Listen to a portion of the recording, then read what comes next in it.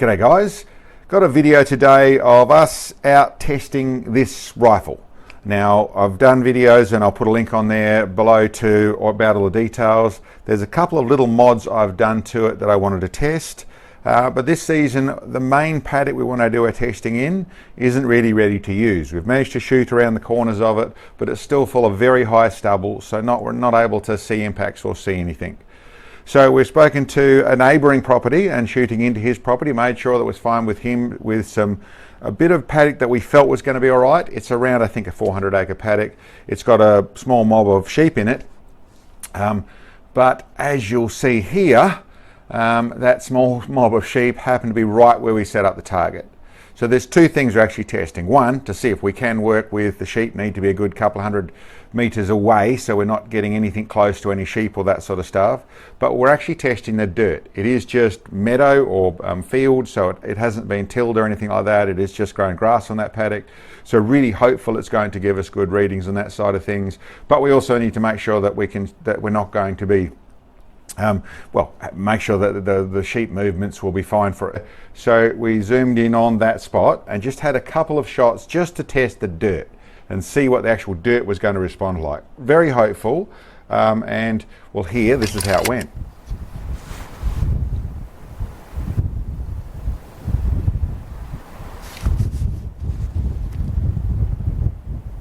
Good to go.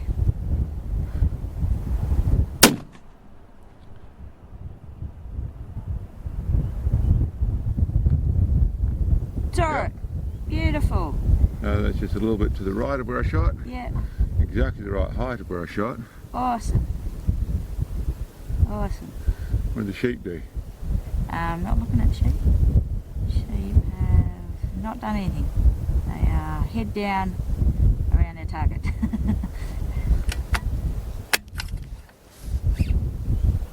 Okay, so, well, excellent. Another one of those, verify that so we can figure out our wind. Radio. So there was another about 5 minutes of wind, but very good in the way of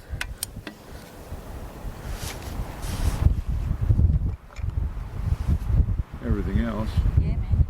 So I'm going to see where I shoot and spot it for myself because I can't really call anything out there. Yeah.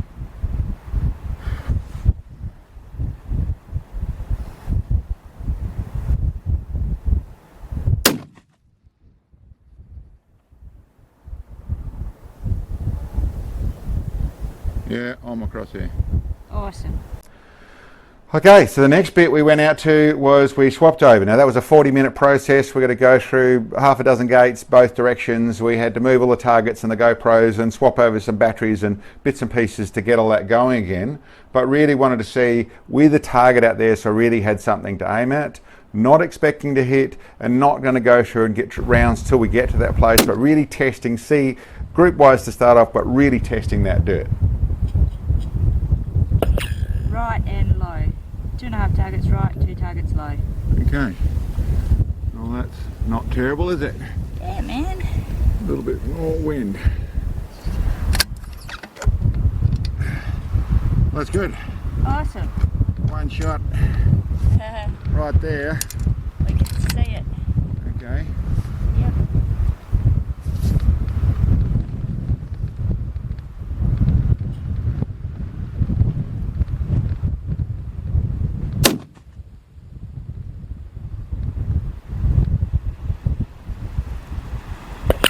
Right and low. Quarter of a target right, half a target low.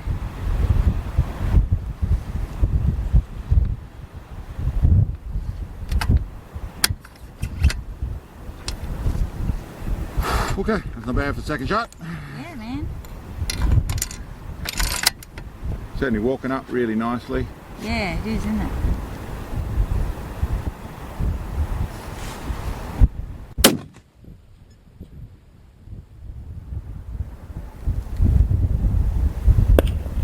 Oh, just left and tall. One target tall, level the left edge of plate. Okay, so I went a little bit too far. There's a lot less dust in that one, isn't it? Sorry? A lot less dust to see. Yeah.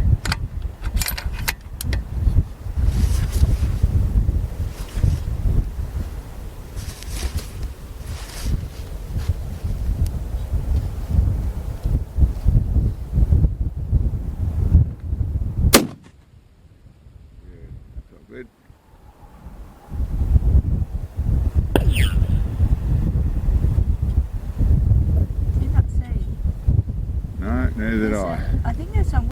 Now, as you can see, that you could hear that impact. It was nice and close. You heard the bullet buzz past. You heard the projectile actually rotating after it hit the ground.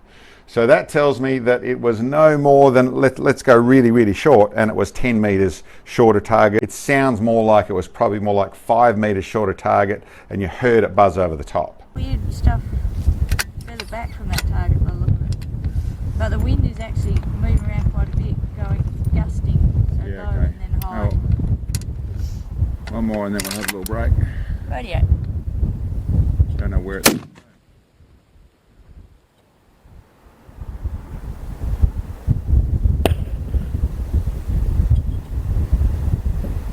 Don't know, mate. Oh, that's fascinating. Right in that spot there, they disappear. There's a proper impact sound, but we're not able to see anything. So what I'd say at this stage, and this is probably to help people a little bit, there's a mistake that we made, dealing with the conditions. We'd taken longer to set up. So the sun had got higher, and as you start to see in that image, the light starts to get a little bit whiter, and you'd think you can see the dust, but there is a nearly 500 grain projectile hitting the dirt, and there's nothing we could see. I would comment that we had better vision. The camera we got set up there being so low, what we should have switched over, we really had sort of given up on doing a video, so we're recording for our own sake at that stage. But the camera had started to focus on the foreground. What we should have done in that situation, Sam should have swapped over to manual focus, so it stayed focused on the target. But as said, we weren't really in that mind. We were much more in the case of just trying to just test and see what we had. But I felt it was worthwhile showing people. Two things there: the dirt really does matter. It does change things dramatically. The angle of the light matters as much, and that angle, that light being higher, really changed things. So the last bit we always get questions about the speeds, and wanted to verify. It was windy, so I was really concerned about whether the lab radar was going to work, but we got it to work. We set it up, that's actually out at just under 1,400 yards. We're shooting in the paddock. It shot really, really well. It's about 22 minutes of elevation, and just basically dialed in. Got it as short as I could get it in this current setup from where we're shooting, so as close a range as possible.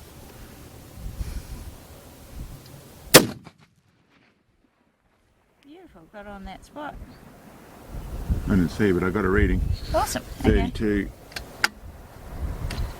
Okay. 27, so we'll go and do 4 rounds. That's what I got here. Radio, mate.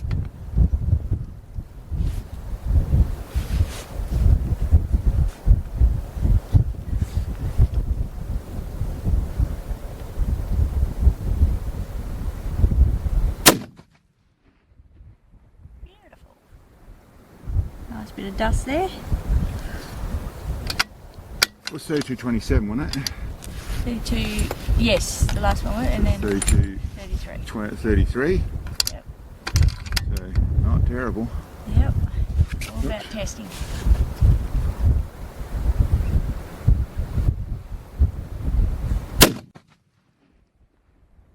Right there. Yep. And 32.20. Cool. Oh, well, that's good. Yes. One more. Radio.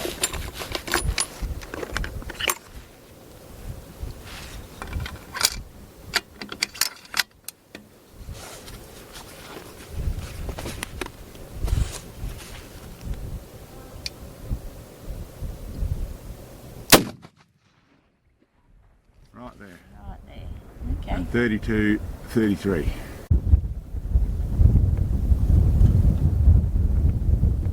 And those speeds, really consistent, really happy with those sort of speeds. That's really, really good. And right on what I'd hoped for in the way of speed wise.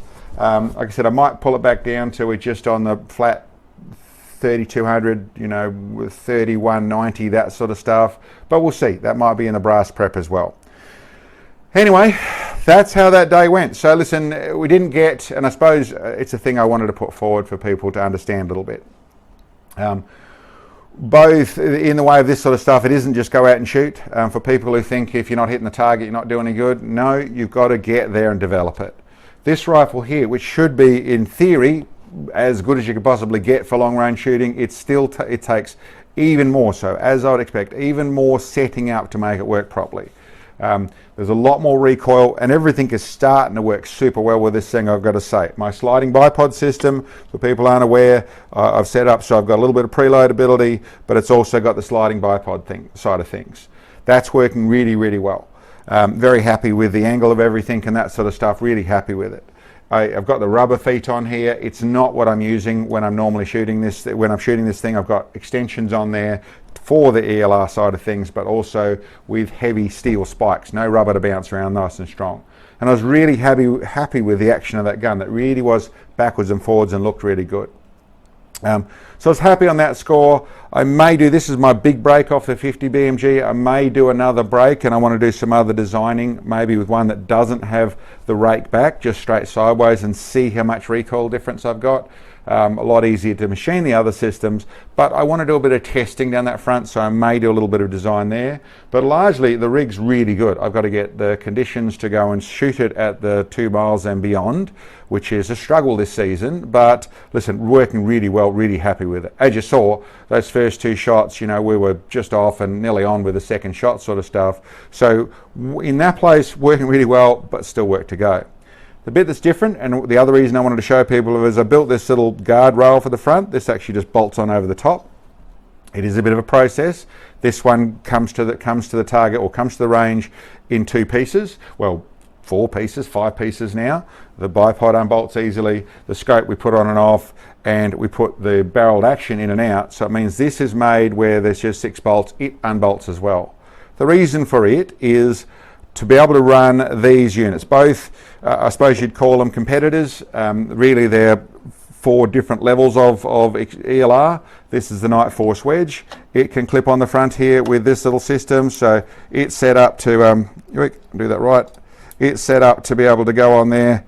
I've got to tighten that up to fit that rail, but it's set up to be able to go in there, and that gives 100 minutes of elevation. So for this sort of rifle, that's going out to the 4K sort of stuff. That's a long way out.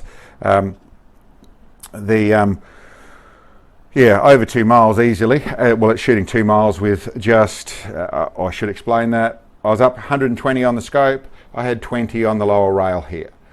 Once I go to using either one of these products, I'll come back to where I've zeroed out the rail and then just use the scope. But this one gives me up to 200 minutes of elevation. So 220 minutes of elevation. So good elevation on that side of things. Today I was using 140 minutes of elevation, so didn't need it for that.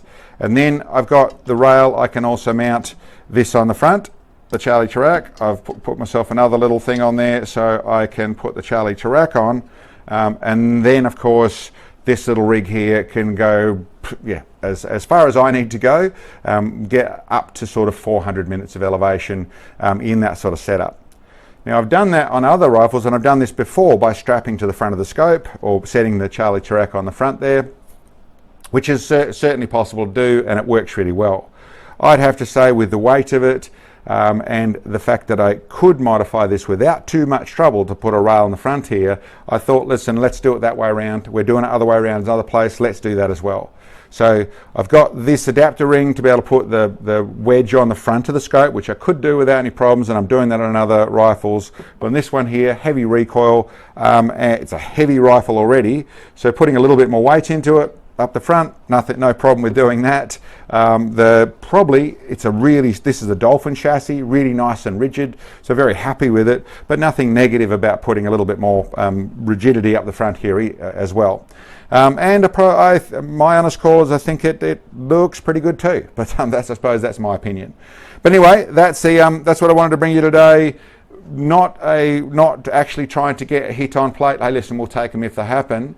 And the rifle's not quite there yet. You know, I would say there's a little bit I want to refine with things, but the rifle, the round, all that sort of stuff are all shooting really well, really nice to shoot. You saw there's no buck or weave or wriggle in the front of that. That's working really, really well. So super happy with it.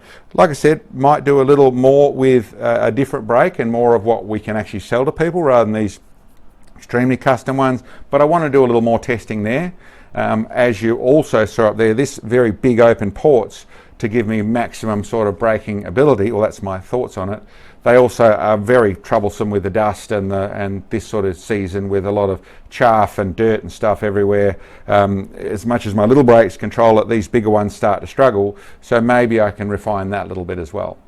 Anyway, I suppose it's also to show that no matter, everyone can deal with that sort of stuff. So when you're out there and you can't see impacts, it happens to everybody, and that's the process that, you know, which I'm going through. Whether that's light or the particular dirt or what was going on, we have another place to try. Hopefully our paddock will get sorted out shortly, but that one there we've got another place to work with, and also obviously got to keep an eye on, work out a way to not have the sheep round the target. Anyway, hope you liked the video, guys. Thanks for checking in on us, and we'll catch you next time.